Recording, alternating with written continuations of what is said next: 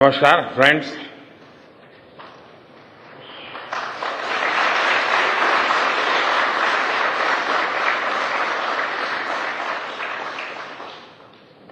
आप सभी के बीच आकर आज एक अलग ही खुशी महसूस कर रहा हूं। शायद ऐसी खुशी बहुत रेयर ओकेजन होते हैं जब तन मन खुशियों से भर गया हो। और व्यक्ति के जीवन में कई बार ऐसी घटनाएं घटती हैं कि वो बेसब्री हावी हो जाती है। इस बार मेरे साथ भी ऐसा ही हुआ है। इतनी बेसब्री,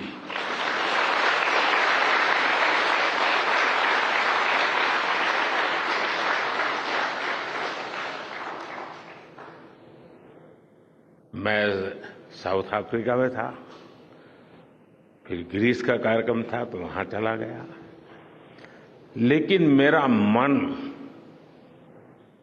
पूरी तरह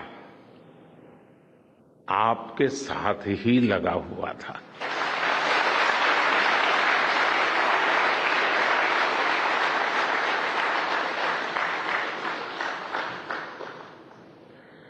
लेकिन कभी कभी लगता है कि मैं आप लोगों के साथ अन्याय कर देता हूं। बेसब्री मेरी और मुसीबत आपकी। इतनी सवेरे सवेरे आप सभी को और इतना और टाइम, लेकिन बस मन कर रहा था जाऊं आपको नमन करूं। आपको दिक्कत हुई होगी, लेकिन मैं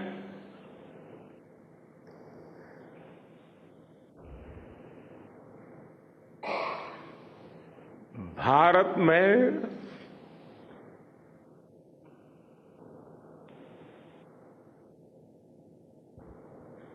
आते ही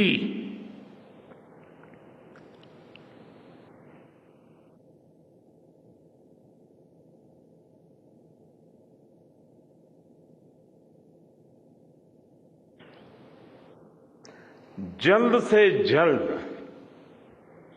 आपके दर्शन करना चाहता था।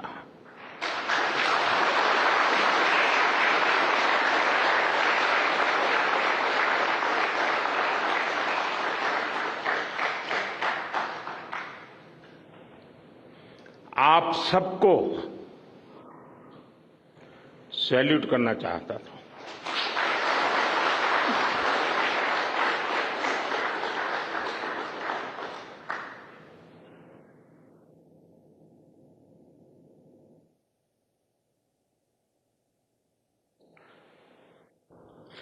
सैल्यूट आपके परिश्रम को, सैल्यूट आपके धैर्य को, सैल्यूट आपकी लगन को, सैल्यूट आपकी जीवटता को, सैल्यूट आपके जज्बे को। आप देश को जिस ऊंचाई पर लेकर गए हैं, ये कोई साधारण सफलता नहीं है। ये अनंत अंतरिक्ष में भारत के वैज्ञानिक सामर्थ्य का शंखनाद है।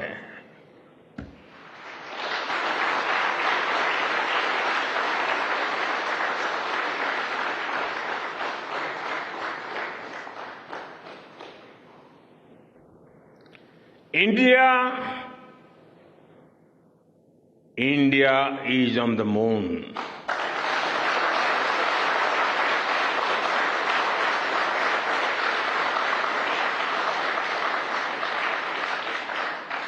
We have our national pride placed on the moon.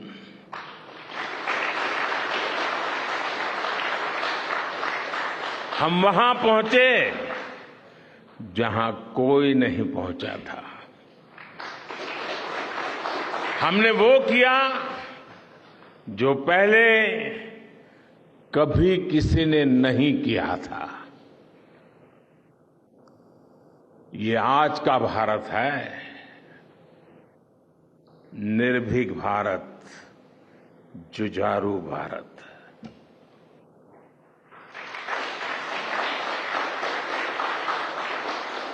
ये वो भारत है जो नया सोचता है, नए तरीके से सोचता है, जो डार्क जोन में जाकर भी दुनिया में रोशनी की किरण फैला देता है।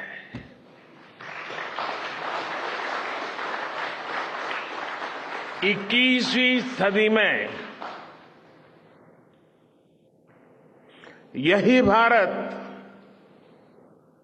दुनिया की बड़ी बड़ी समस्याओं का समाधान करेगा। मेरी आंखों के सामने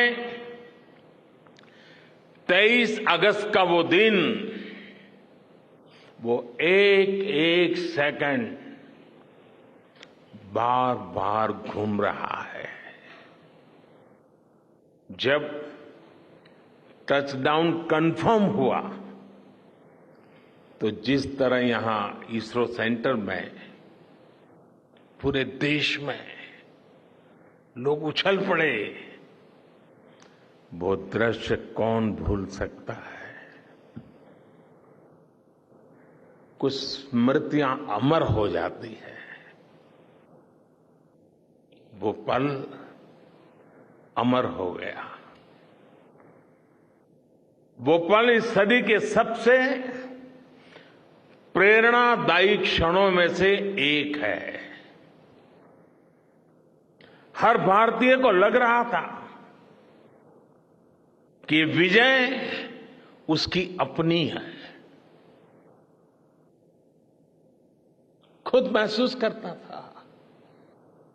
हर भारतीय को लग रहा था कि जैसे वो खुद एक बड़े एग्जाम में पास हो गया है। आज भी बधाइयां दी जा रही है,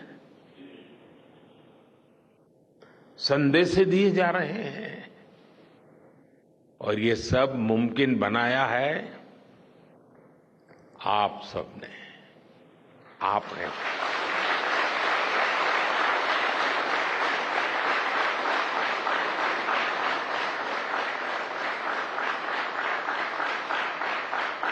देश के मेरे वैज्ञानिकों ने ये मुमकिन बनाया है। मैं आप सबका जितना गुणगान करूं वो कम है। मैं आपकी जितनी सराहना करूं वो कम है। साथियों,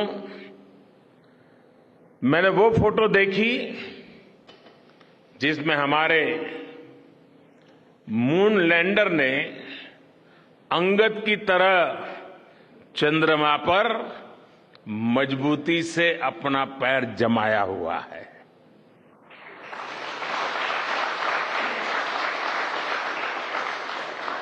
एक तरफ विक्रम का विश्वास है तो दूसरी तरफ प्रज्ञान का पराक्रम है।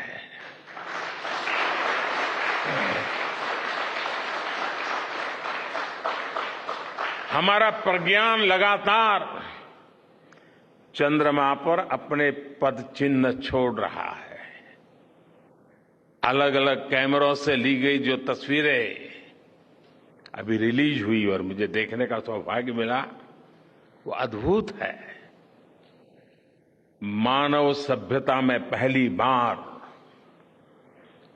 धरती के लाखों साल के इतिहास में पहली बार उस स्थान की तस्वीर मानव अपनी आंखों से देख रहा है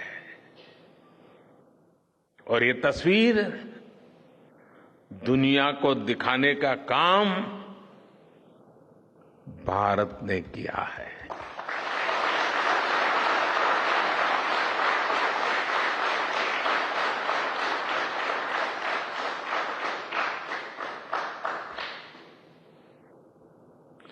आप सभी वैज्ञानिकों ने किया है। आज पूरी दुनिया भारत की साइंटिफिक स्पिरिट का, हमारी टेक्नोलॉजी का और हमारे साइंटिफिक टेम्परामेंट का लोहा मान चुकी है।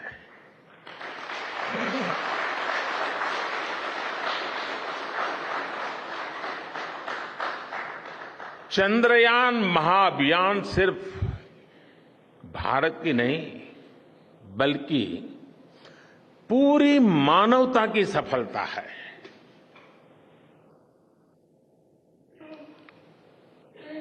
हमारा मिशन जिस क्षेत्र को एक्सप्लोर करेगा उससे सभी देशों के लिए मून मिशंस के नए रास्ते खुलेंगे। ये चांद के रहस्य को तो खोलेगा ही, साथ ही धरती की चुनौतियों के समाधान में भी मदद करेगा। आपकी इस सफलता के लिए मैं एक बार फिर सभी वैज्ञानिकों को, टेक्नीशियंस, इंजीनियर्स और चंद्रयान महाअभियान से जुड़े सभी सदस्यों को बधाई देता हूं।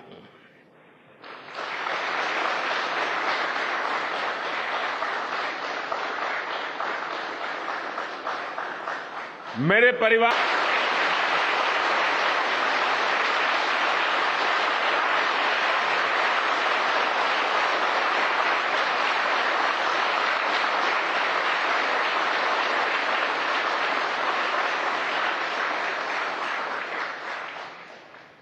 शिव में मानवता के कल्याण का संकल्प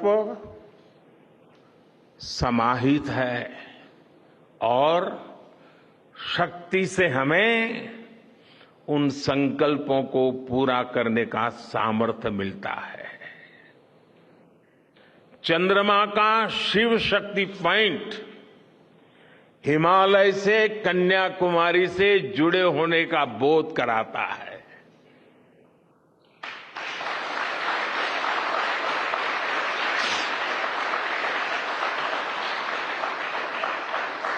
हमारे ऋषियों ने कहा है, येन कर्माण्य पशो मनीषिणो यज्ञे कुण्वन्ति विद्येषु धीरः यत्पूर्व यक्ष्मन्तः प्रजानां तन्मे मनः शिव संकल्पम अस्तु।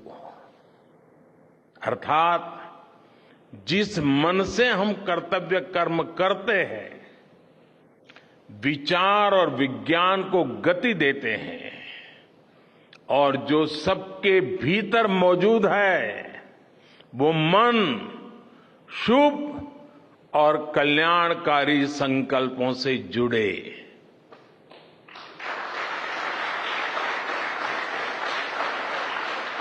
मन के इन शुभ संकल्पों को पूरा करने के लिए शक्ति का आशीर्वाद अनिवार्य है और ये शक्ति हमारी नारी शक्ति है।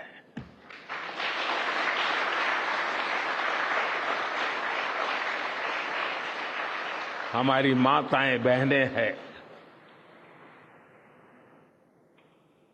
हमारे यहां कहा गया है, सृष्टि स्थिति विनाशानाम शक्ति भूते सनातनी, अर्थात निर्माण से प्रलय तक पूरी सृष्टि का आधार नारी शक्ति ही है।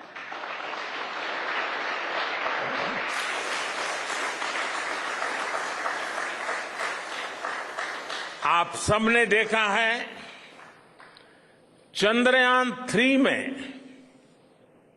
देश ने, हमारी महिला वैज्ञानिकों ने,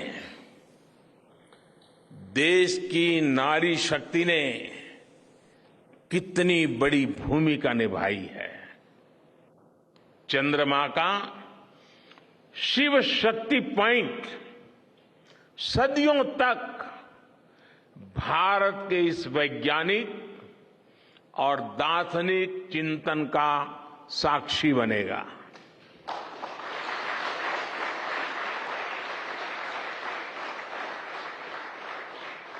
ये शिव शक्ति पॉइंट आने वाली पीढ़ियों को प्रेरणा देगा कि हमें विज्ञान का उपयोग मानवता के कल्याण के लिए ही करना है। मानवता का कल्याण, यही हमारा सुप्रीम कमिटमेंट है। साथियों, एक और नामकरण काफी समय से लंबित है।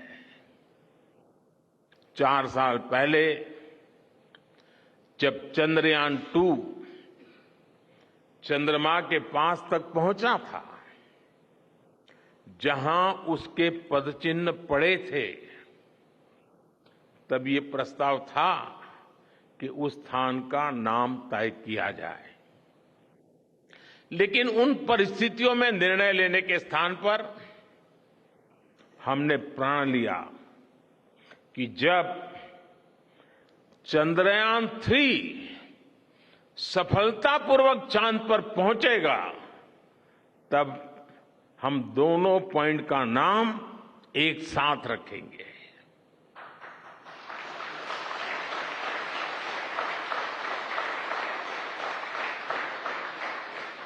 और आज मुझे लगता है कि जब हर घर तिरंगा है, जब हर मन तिरंगा है और चांद पर भी तिरंगा है, तो तिरंगा के सिवाय चंद्रयान 2 से जुड़े उस स्थान को और क्या नाम दिया जा सकता है।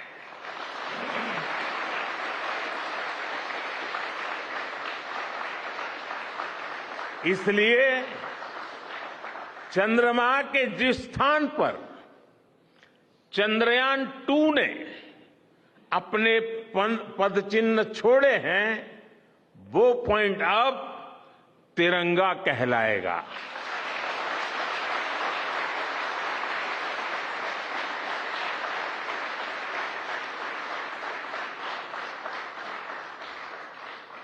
ये तिरंगा पॉइंट भारत के हर प्रयास की प्रेरणा बनेगा।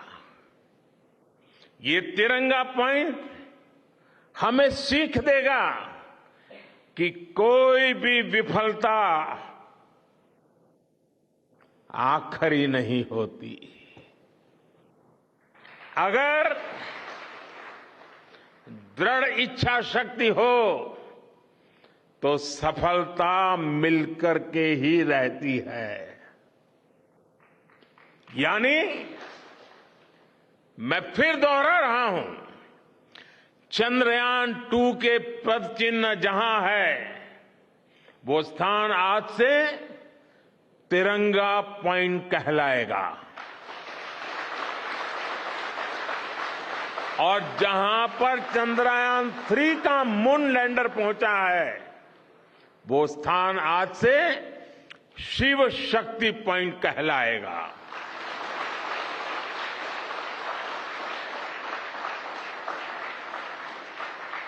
साथियों, आज भारत दुनिया का चौथा ऐसा देश बन चुका है जिसने चंद्रमा की सतह को छुआ है। ये सफलता तब और अधिक बड़ी हो जाती है जब हम ये देखते हैं कि भारत ने अपनी यात्रा कहां से शुरू की थी। एक समय था जब भारत के पास जरूरी तकनीक नहीं थी, सहयोग भी नहीं था। हमारी गिनती थर्ड वर्ल्ड यानी थर्ड रो में खड़े देशों में होती थी। थर्ड वर्ल्ड थर्ड रो में खड़े हुए लोगों में होती थी। वहां से निकलकर आज भारत दुनिया की 5वीं सबसे बड़ी अर्थव्यवस्था बना है।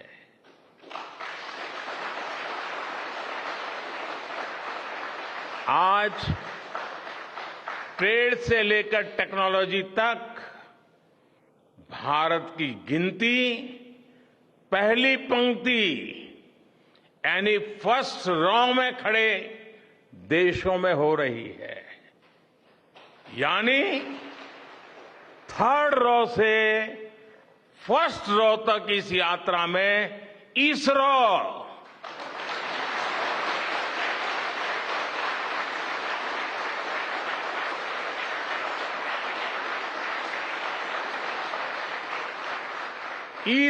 जैसी संस्थानों की बहुत बड़ी भूमिका रही है। आपने आज मेक इन इंडिया को चांद तक पहुंचा दिया है।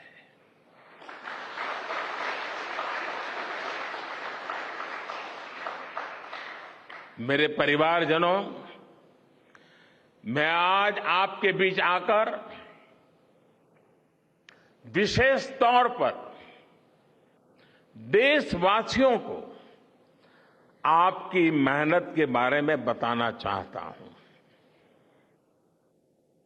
जो मैं बातें बता रहा हूं वो आपके लिए नई नहीं है, लेकिन आपने जो किया है, जो साधना की है, वो देशवासियों को भी पता होना चाहिए।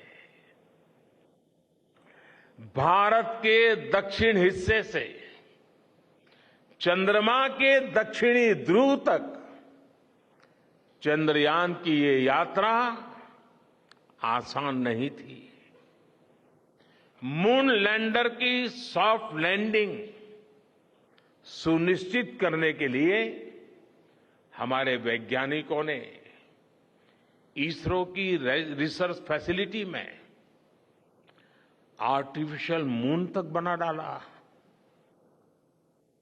इस आर्टिफिशियल मून पर विक्रम लैंडर को अलग अलग तरीके से सरफेस पर उतारकर उसका टेस्ट किया गया था। अब इतने सारे एग्जाम देकर हमारा मून लैंडर वहां गया है तो उसे सक्सेस मिलनी ही मिलनी थी।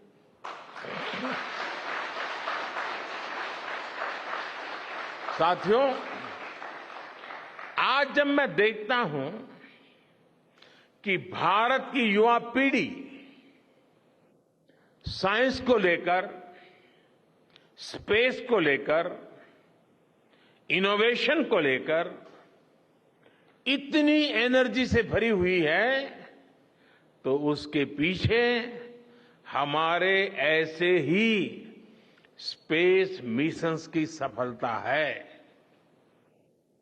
मंगलयान की सफलता ने, चंद्रयान की सफलता ने, गगनयान की तैयारी ने देश की युवा पीढ़ी को एक नया मिजाज दे दिया है। आज भारत के छोटे छोटे बच्चों की जुबान पर चंद्रयान का नाम है। आज भारत का हर बच्चा आप वैज्ञानिकों में अपना भविष्य देख रहा है। इसलिए आपकी उपलब्धि सिर्फ ये नहीं है कि आपने चांद पर तिरंगा लहराया, लेकिन आपने एक और बड़ी उपलब्धि हासिल की है, और वो उपलब्धि है भारत की पूरी पीढ़ी को जागृत करने की, उसे नई ऊर्जा देने की।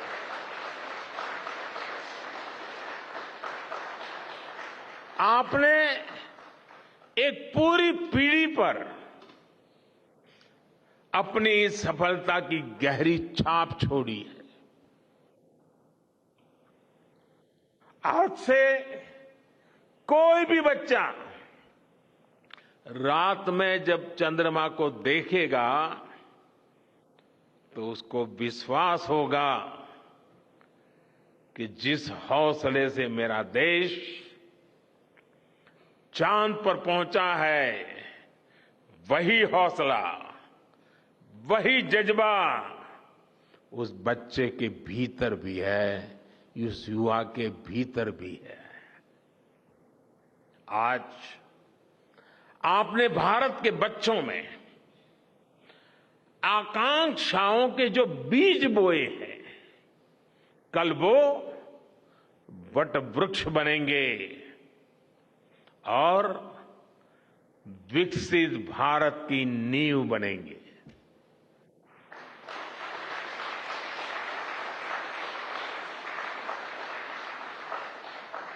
हमारी युवा पीढ़ी को निरंतर प्रेरणा मिलती रहे, इसके लिए एक और निर्णय लिया गया है। 23 अगस्त को जब भारत ने चंद्रमा पर तिरंगा फहराया, उस दिन को अब हिंदुस्तान नेशनल स्पेस डे के रूप में मनाया जाएगा।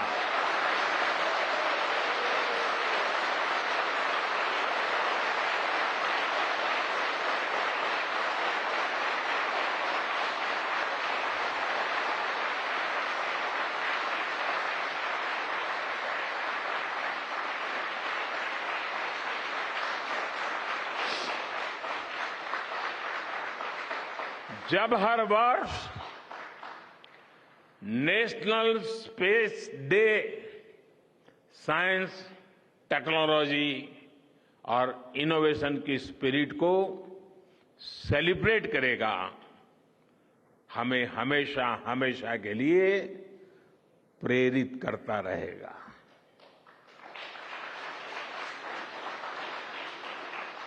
मेरे परिवारजनों, आप भी जानते हैं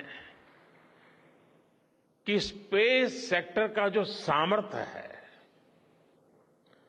वो सैटेलाइट लॉन्च करने या अंतरिक्ष की खोज से कहीं ज्यादा बड़ा है।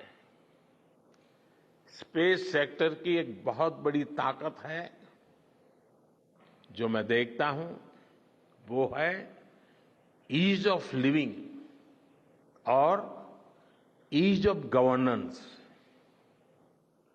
आज देश में स्पेस एप्लीकेशंस को गवर्नेंस के हर पहलू से जोड़ने की दिशा में बहुत बड़ा काम हुआ है। आप लोगों ने जब मुझे प्रधानमंत्री के रूप में काम का दायित्व दिया, तो प्रधानमंत्री बनने के बाद मैंने भारत सरकार के जॉइंट सेक्रेटरी लेवल के ऑफिसर्स की स्पेस साइंटिस्ट के साथ एक वर्कशॉप करवाई थी, और इसका मकसद ये था कि गवर्नेंस में, शासन व्यवस्था में ट्रांसपेरेंसी लाने में स्पेस सेक्टर की ताकत का ज्यादा से ज्यादा इस्तेमाल कैसे करें। तब किरण जी शायद हम लोगों के साथ काम करते थे। इसी का नतीजा था जब देश ने स्वच्छ भारत अभियान शुरू किया, शौचालयों का निर्माण शुरू किया, करोड़ों घरों को बनाने का अभियान चलाया। तो इन सब के मॉनिटरिंग के लिए, उसकी प्रगति के लिए स्पेस साइंस ने बहुत मदद की। आज देश में दूर दराज के इलाके में एजुकेशन, कम्युनिकेशन और हेल्थ सर्विसेज पहुंचाने में स्पेस सेक्टर की बहुत बड़ी भूमिका है। इन दिनों आजादी के अमृत महोत्सव के निमित्त जो जिले जिले में अमृत सरोवर बन रहे हैं, उसका भी टैगिंग, उसकी भी मॉनिटरिंग स्पेस के द्वारा ही हो रही है। बिना स्पेस टेक्नोलॉजी के हम टेलीमेडिसिन और टेली एजुकेशन की कल्पना तक नहीं कर सकते। स्पेस साइंस ने देश के रिसोर्सेज के ऑप्टिमम यूटिलाइजेशन में भी बहुत मदद की है। हमारे देश के एग्रीकल्चर सेक्टर को ताकत देने में, मौसम का अनुमान लगाने में स्पेस सेक्टर जो मदद करता है, वो देश का हर किसान जानता है। आज वो देख लेता है अपने मोबाइल पर अगले सप्ताह मौसम का क्या हाल है।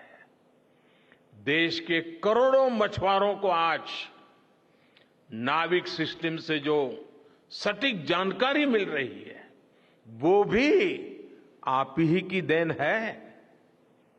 आज जब देश में बाढ़ आती है, कोई प्राकृतिक आपदा आती है, भूकंप आता है, तो हालात की गंभीरता का पता लगाने में आप सबसे पहले आगे आते हैं। जब साइक्लोन आता है तो हमारी सैटेलाइट्स उसका सारा रूट बताती हैं, सारी टाइमिंग बताती हैं, और लोगों की जान भी बचती है, संपत्ति भी बचती है। और सिर्फ साइक्लोन के कारण जो संपत्ति बचती है ना, उसका अगर जोड़ लगा दे तो आज स्पेस का जो खर्चा है उससे वो ज्यादा हो जाता था।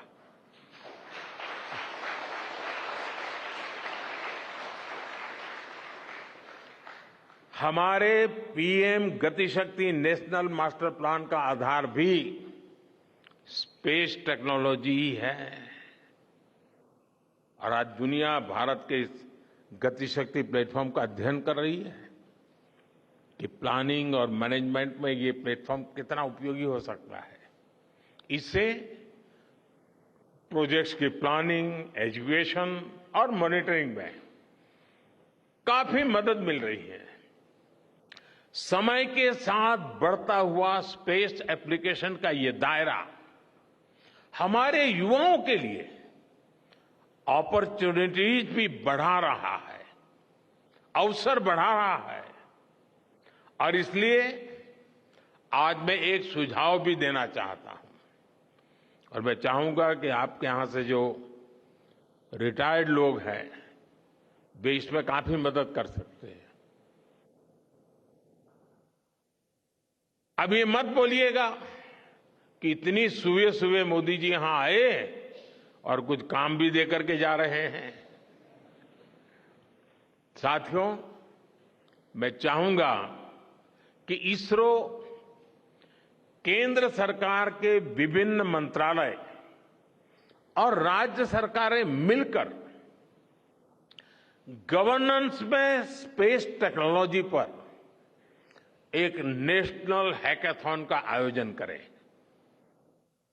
इस हैकाथॉन में ज्यादा से ज्यादा युवा, ज्यादा से ज्यादा यूनिवर्सिटी, ज्यादा से ज्यादा नौजवान वो शामिल हो, जुड़े। मुझे विश्वास है ये नेशनल हैकाथॉन हमारी गवर्नेंस को और प्रभावी बनाएगा, देशवासियों को मॉडर्न सॉल्यूशंस देगा। और साथियों, आपके अलावा मैं अपनी युवा पीढ़ी को एक और टास्क अलग से देना चाहता हूं। और होमवर्क के दिए बिना बच्चों को काम करने का मजा नहीं आता है। आप सब जानते हैं कि भारत वो देश है जिसने हजारों वर्ष पूर्व ही धरती के बाहर अनंत अंतरिक्ष में देखना शुरू कर दिया था।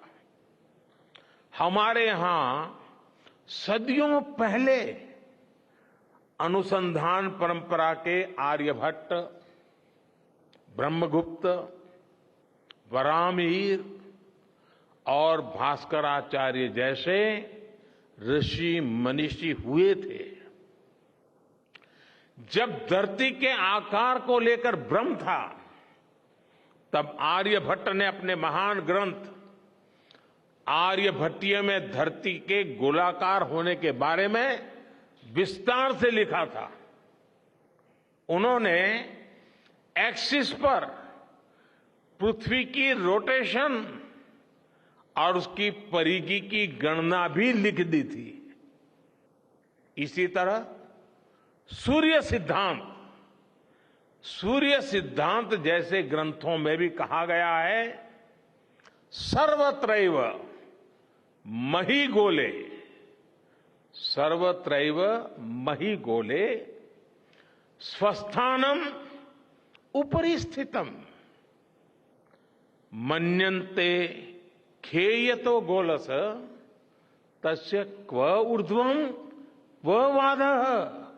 अर्थात पृथ्वी पर कुछ लोग अपनी जगह को सबसे ऊपर मानते हैं, लेकिन ये गोलाकार पृथ्वी तो आकाश में स्थित है, उसमें ऊपर और नीचे क्या हो सकता है, ये उस समय लिखा गया था। ये तो मैंने सिर्फ एक श्लोक बताया है। ऐसी अनगिनत रचनाएं हमारे पूर्वजों ने लिखी हुई है। सूर्य, चंद्रमा और पृथ्वी के एक दूसरे के बीच में आने से ग्रहण की जानकारी हमारे कितने ही ग्रंथों में लिखी हुई पाई जाती है। पृथ्वी के अलावा अन्य ग्रहों के आकार की गणनाएं, उनके मूवमेंट से जुड़ी जानकारी भी हमारे प्राचीन ग्रंथों में मिलती है। हमने ग्रहों और उपग्रहों की गति को लेकर इतना सूक्ष्म गणनाएं करने की वो काबिलियत हासिल की थी कि हमारे यहां सैकड़ों वर्ष आगे के पंचांग यानी कैलेंडर्स बनाए जाते थे। इसलिए मैं इससे जुड़ा एक टास्क अपनी नई पीढ़ी को देना चाहता हूं, स्कूल कॉलेज के बच्चों को देना चाहता हूं। मैं चाहता हूं कि भारत के शास्त्रों में जो खगोलीय सूत्र है, उन्हें साइंटिफिकली प्रूव करने के लिए, नए सिरे से उनके अध्ययन के लिए नई पीढ़ी आगे आए। ये हमारी विरासत के लिए भी जरूरी है और विज्ञान के लिए भी जरूरी है। आज जो स्कूल के, कॉलेज के, यूनिवर्सिटी के स्टूडेंट्स हैं, रिसर्चर्स हैं, उन पर एक तरह से ये दोहरा दायित्व है। भारत के पास विज्ञान के ज्ञान का जो खजाना है, वो गुलामी के लंबे कालखंड में दब गया है, छिप गया है। आजादी के इस अमृत काल में हमें इस खजाने को भी खंगालना है, उस पर रिसर्च करनी है और दुनिया को भी बताना है। दूसरा दायित्व ये कि हमारी युवा पीढ़ी को आज के आधुनिक विज्ञान, आधुनिक टेक्नोलॉजी को नए आयाम देने हैं। समंदर की गहराइयों से लेकर आसमान की ऊंचाई तक आसमान की ऊंचाई से लेकर अंतरिक्ष की गहराई तक आपके लिए करने के लिए बहुत कुछ है। आप डीप अर्थ को भी देखिए और साथ ही डीप सी को भी एक्सप्लोर करिए। आप नेक्स्ट जनरेशन कंप्यूटर बनाइए और साथ ही जेनेटिक इंजीनियरिंग में भी अपना सिक्का जमाइए। भारत में आपके लिए नई संभावनाओं के द्वार लगातार खुल रहे हैं। 21वीं सदी के इस कालखंड में जो देश साइंस और टेक्नोलॉजी में बढ़त बना ले जाएगा, वो देश सबसे आगे बढ़ जाएगा। साथियों, आज बड़े बड़े एक्सपर्ट्स कह रहे हैं कि अगले कुछ वर्षों में भारत की स्पेस इंडस्ट्री $8 बिलियन से बढ़कर $16 बिलियन की हो जाएगी। सरकार भी इस बात की गंभीरता को समझते हुए स्पेस सेक्टर में लगातार रिफॉर्म कर रही है। हमारे युवा भी कमर कसकर तैयार है। आपको जानकर सुखद आश्चर्य होगा कि पिछले 4 साल में स्पेस सेक्टर में काम करने वाले स्टार्टअप की संख्या 4 से बढ़कर करीब करीब 150 हो गई है। हम कल्पना कर सकते हैं कि अनंत आकाश में कितनी अनंत संभावनाएं भारत का इंतजार कर रही हैं।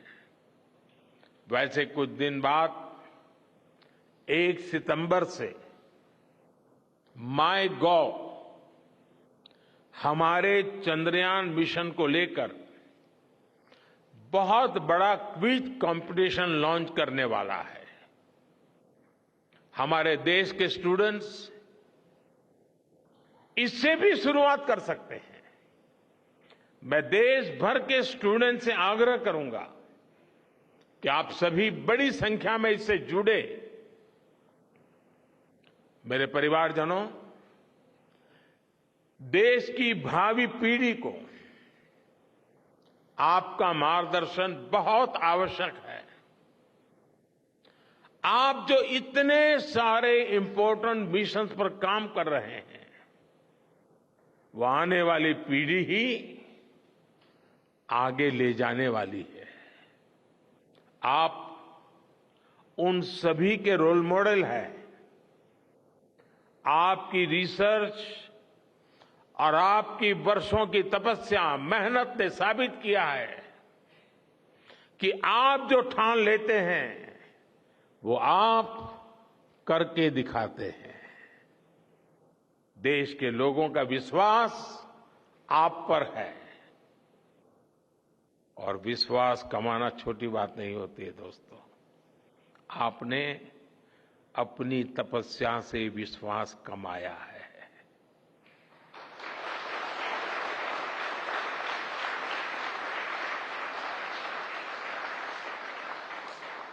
देश के लोगों का आशीर्वाद आप पर है। इसी आशीर्वाद की ताकत से,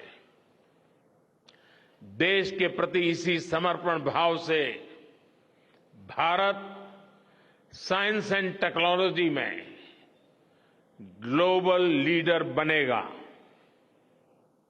और मैं आपके बीच बड़े विश्वास के साथ बताता हूं, इनोवेशन की हमारी यही स्पिरिट ही 2047 में विकसित भारत के सपने को साकार करेगी। इसी विश्वास के साथ मैं फिर एक बार आप सबके दर्शन करके पावन हुआ हूं। देशवासी गौरव से भरे हुए हैं। सपने बहुत तेजी से संकल्प बन रहे हैं और आपका परिश्रम उन संकल्प को सिद्धि के तक ले जाने के लिए बहुत बड़ी प्रेरणा बन रहा है। आपको जितनी बधाई दूं कम है, जितना अभिनंदन करूं कम है। मेरी तरफ से करोड़ों करोड़ों देशवासियों की तरफ से दुनिया भर की साइंटिफिक कम्युनिटी की तरफ से अनेक अनेक धन्यवाद, बहुत बहुत शुभकामनाएं। भारत माता की, भारत माता की, भारत माता की। धन्यवाद।